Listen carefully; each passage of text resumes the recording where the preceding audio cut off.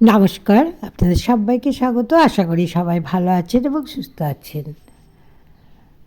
আজকে দুপুরের জন্য যা যা রান্না করেছি তাই আপনাদের সাথে শেয়ার করছি। দেখুন, আমি বাটি চচ্চড়ি বানাচ্ছি আর এখানে ডাল বানাচ্ছি। মুসুরির ডাল, পাঁচফোড়ন, শুকনো লঙ্কা এবং তেজপাতা দিয়ে ফোড়ন দিলাম। ফোড়ন দিয়ে একটু ভালো করে ফুটিয়ে নামিয়ে নেব। এদিকে মাছগুলো আমি ভেজে নিয়েছি। এখানে রুই মাছ আছে আর ছোট ছোট চেলা মাছ আছে। নুন হলুদ দিয়ে মাখিয়ে 15 মিনিট রেখে দিলাম। ডাল ঢেলে ফেললাম। এখন আলু, সজনে ডাঁটা এবং উচ্ছে ছোট ছোট করে কেটে নিয়ে নুন হলুদ এবং তেল দিয়ে সিদ্ধ করতে বসিয়ে দিয়েছি। বাটি চচ্চড়ি এইভাবে খেলে বেশ ভালো লাগে। মাছের টুকরোগুলো ভেজে দিচ্ছি। এই সময় বাটি চচ্চড়ি খাওয়াও স্বাস্থ্যের পক্ষে ভালো। সজনে ডাঁটার কচি ডাঁটাগুলো দিয়ে এই তরকারিটি বানাতে হয়। গরম ভাতে খেতে অসাধারণ লাগে। একটু ঝোল ঝোল রাখতে হয় এবং বেশি করে কাঁচা লঙ্কা দিতে হয়। এই রুই মাছ ভেজে নিয়ে আমি ছোটো মাছগুলো ভেজে নেব। এই তরকারি আমার হয়ে গেছে। এই তরকারি আমি এবার নামিয়ে দেব। আপনারা এইভাবে সজনে ডাঁটা উচ্ছে দিয়ে বাটি চচ্চড়ি খেয়ে দেখবেন। অল্প তেল মশলায় খেতে বেশ ভালো লাগে। রুই মাছ ভাজা হয়ে গেছে। এখন ছোটো মাছগুলো ভেজে নিচ্ছি।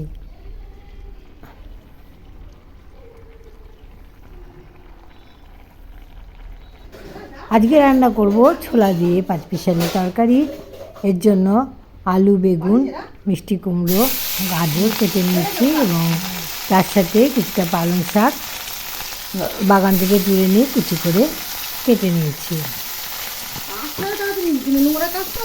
ছোটো ছোটো মাছগুলি একটু ভালো কড়া করে লাল করে ভেজে নেব। এই আলু দিয়ে পেঁয়াজ, আদা বাটা দিয়ে রান্না করব। এইটা খেলে তার কমে যাবে। এগুলো খাওয়া হলো, অল্প তেল খেয়ে শুদ্ধ তো খেতে পারে না, আমরা খাই। এই পেঁয়াজ আদা দিয়ে ফ্যাসা মাছ, ছোটো ছোটো ফ্যাসা মাছের তরকারি খেতে বেশ ভালো লাগে। আপনারা এইভাবে বানিয়ে দেখবেন, আশা করি আপনাদেরও ভালো লাগবে। তবে মাছগুলো একটু লাল করে ভেজে নিতে হবে। আগে নুন হলুদ মাখিয়ে রেখে দিলে মাছগুলো বেশ কড়া কড়া ভাজা করা যায়।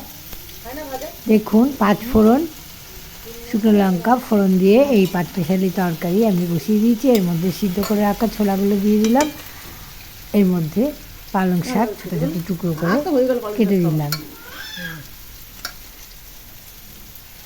এখন খুব ভালো করে নেড়ে সামান্য জল দিয়ে দেবো। ফুটে গেলে বা সবজিগুলো সিদ্ধ হয়ে গেলে নামিয়ে নেব। এই পালং শাকের তরকারি গরম ভাত বা রুটির সাথে খাওয়া যাবে বা পরিবেশন করা যাবে। প্রতিদিনকার রান্না যেটা আমি করে থাকি, তাই আপনাদের সাথে শেয়ার করি। একেবারে ঘরোয়াভাবে এই রান্নাগুলো আমি করি। একটু আদা এবং জিরে লঙ্কা বাটা দিয়ে মাছের ঝোল রান্না করেছি। সামান্য গামাকা গামাকা ঝোল রাখবো, খেতে বেশ ভালো লাগে। ছোটো মাছ ভাজা হয়ে গেছে। এখন আলু লম্বা লম্বা করে কেটে এই মাছের তরকারি করে নেব।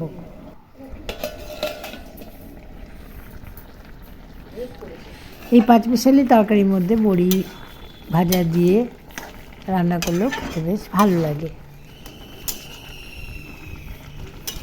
এই তরকারি বাচ্চাদেরও অনায়াসে পরিবেশন করা যাবে, কারণ এতে গোটা কাঁচা লঙ্কা ফেলে দিয়েছি এবং বাড়িতে বয়স্ক লোক থাকলেও তাদের পাতেও পরিবেশন করা যাবে।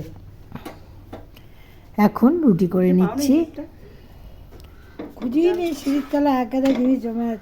লো ফ্লেমে রুটিগুলো আমি ভেজে নেব। আমারও পরিষ্কারও তো করতে হবে জায়গাগুলো। হয়ে গেল আজকের দুপুরের আয়োজন।